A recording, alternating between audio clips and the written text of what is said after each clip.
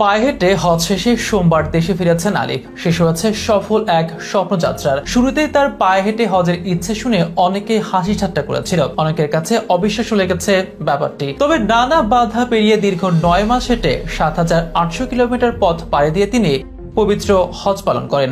2023 সালের 8 জুলাই বাংলাদেশ ছাড়েন কুমিল্লার আলিফ মাহমুদ আদিব। আবারও ফিরলেন সেই জুলাইয়ের 8 তারিখে। সালটা 2024। এই এক বছরে আলিফের জন্য ছিল অন্যরকম এক অভিজ্ঞতা, যে অভিজ্ঞতার গল্প বই আকারে তুলে ধরতে চান কুমিল্লার আলিফ। সাথে তার ইচ্ছে আরো বহু দেশ ভ্রমণ করার, মাদ্রাসা ও মসজিদ প্রতিষ্ঠা করার ও অসহায় গরিবদের পাশে দাঁড়ানোর। পথ শিশুদের জন্য কিছু করতে ইচ্ছুক এই আলিফ এসব কথা জানিয়েছেন দেশের মাটিতে পা রেখেই। বাবাহার আলিফ সকলের প্রশংসা পাচ্ছেন। ফেসবুকেও জুটছে তার অজস্র অনুসারী। আমাদের আজকের আয়োজনে অসাধ্যকে সাধন করা এই যুবকটিকে ঘিরে কেমন ছিল আলিফের সৌদি আরবে পৌঁছানোর গল্প, কেমন তার ব্যতিক্রম উপায়ে হজ পালনের অনুভূতি, কি জানালেন দেশে ফিরে, জানাবো বিস্তারিত।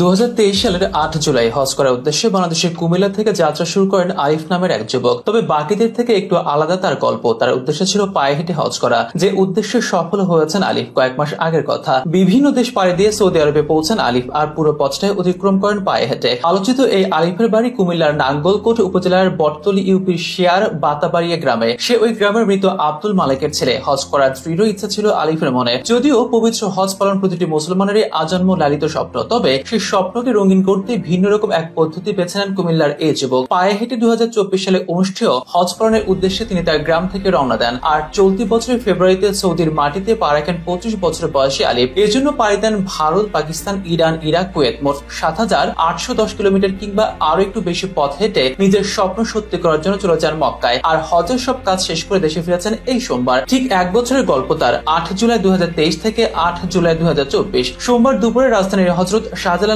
আন্তর্জাতিক বিমানবন্দরে পৌঁছান তিনি। দেশে ফিরে আলিফ মাহমুদ বলেন, অবশেষে মক্কা ছেড়ে দেশে ফিরে এসেছি। এটি একদিক দিয়ে কষ্ট, আরেক দিক দিয়ে আনন্দের, এই কারণ যে আমি দেশে ফিরে আসতে পেরেছি। আল্লাহর রহমতে কোনো সমস্যা হয়নি। জানান নিজের ভবিষ্যৎ পরিকল্পনার ব্যাপারেও আলিফ মাহমুদ বলেন, ইচ্ছে আছে আরো বহু দেশ ভ্রমণ করব, নিজের মতো করে একটি মাদ্রাসা ও মসজিদ প্রতিষ্ঠা করব, অসহায় গরিবের পাশে দাঁড়াবো। জানা গেছে হেঁটে হজে যাওয়া আলিফ মাহমুদের ভূয়সী প্রশংসা করেছেন সৌদি আরবের অবস্থানরত প্রবাসী বাংলাদেশিরা। এমনকি যে যেভাবে পেরেছেন তাকে সহযোগিতা করেছেন। তার থাকা খাওয়ার ব্যবস্থা সহ নানাভাবে এগিয়ে এসেছেন সৌদি আরবে অবস্থানরত প্রবাসী বাংলাদেশিরা। এদিকে দেশে ফিরে আলিফ এটিও জানান, দীর্ঘ পথ পায়ে হেঁটে হজ পালনের নানান অভিজ্ঞতা নিয়ে তিনি বই লিখতে চান। আলিফের পরিবার সূত্রে জানা যায়, সে ছোটকাল থেকে একটু ভ্রমণ পিপাসু। প্রথমে তার মনে আশা জাগে সাইকেল চালিয়ে হজ যাওয়ার, পরে সিদ্ধান্ত নেয় পায়ে হেঁটে পবিত্র হজ পালন করবেন। যে ভাবা সেই কাজ। 1 বছর আগে নিজ বাড়িতে দোয়া মোনাজাত করে পরিবারের সকল সদস্য, বন্ধু বান্ধব ও আত্মীয় স্বজনদের কাছ থেকে বিদায় নিয়ে সৌদি আরবের উদ্দেশ্যে হাঁটা শুরু করেন। গোটা দেশে সারা ফেলে এই ঘটনা।